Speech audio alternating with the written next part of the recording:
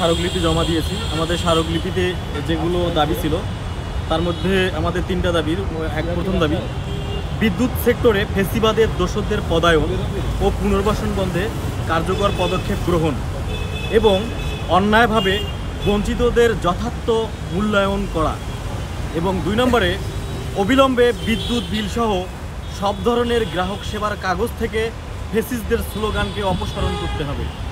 যেসব কর্মকর্তা কর্মচারী এই অনিয়মে জড়িত তাদের বিরুদ্ধে তদন্তপূর্বক প্রশাসনিক ব্যবস্থা গ্রহণ করতে হবে। আমরা আশা করব একটি গুরুত্বপূর্ণ সংস্থার প্রধান হিসেবে আপনি দ্রুত বিষয়টি আমলে নিয়ে যথাযথ পদক্ষেপ গ্রহণ করবেন। এগুলো আমাদের দাবি ছিল।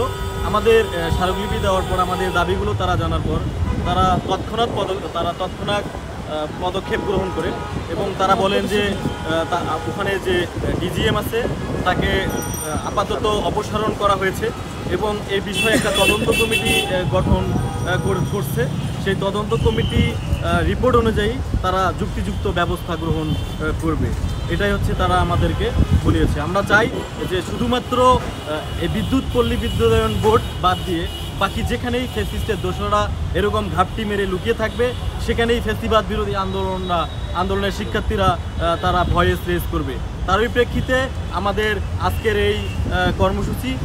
সবাই ভালো থাকবেন, দোয়া করবেন এবং পরবর্তীতে যেন এই ধরনের কোনো কার্যক্রম ফেসিস্ট আমলারা বা ফেসিস্ট আওয়ামী লীগের দোষরা না নিতে পারে সেদিকে আপনারা সোচ্চার থাকবেন। আপনারা তাদেরকে যেটি দিয়েছেন এটা আপনারা কতদিনের ভিতরে কার্যক্রম আমরা 7 দিনের মধ্যে চেয়েছিলাম যে 7 দিনের মধ্যে তারা আমাদেরকে ফিডব্যাক দিবে, কিন্তু সে 7 দিনের আগেই আজকেই তারা সব কিছু ব্যবস্থা নিয়েছে। সেক্ষেত্রে আমাদের কাছে আর 7 দিন যাওয়ার প্রয়োজন মনে হচ্ছে না। তবে তদন্ত কমিটির যেহেতু রিপোর্ট আসছে সেক্ষেত্রে আইনিভাবে কি পদক্ষেপ নেওয়া যায় তারা আইনি পদক্ষেপটা 7 দিনের মধ্যে নিতে পারবে বলে জানিয়েছে। আইনি পদক্ষেপের বিষয়গুলো তারা কি আশ্বাস দিয়েছেন যে ব্যবস্থা গ্রহণ করবেন? হ্যাঁ, আইনি পদক্ষেপের তারা আশ্বাস দিয়েছে, তারা 7 দিনের মধ্যে আইনি পদক্ষেপ নেবে। আমাদের আরেকটা দাবি ছিল যে যারা পল্লী বিদ্যুৎ সেক্টরে বিশেষত আওয়ামী দোষর যারা দীর্ঘদিন থেকে বিদ্যুৎ সেক্টরকে দখল করে কাজ করছে সেই জায়গাগুলোতে যেন তারা ভবিষ্যতে কাজ করার সুযোগ না পায় এবং তাদের ব্যাপারে প্রয়োজনীয় ব্যবস্থা নেওয়া, ব্ল্যাকলিস্ট করা, এই পদক্ষেপগুলো নেওয়ার জন্য আমরা দাবি জানিয়েছি।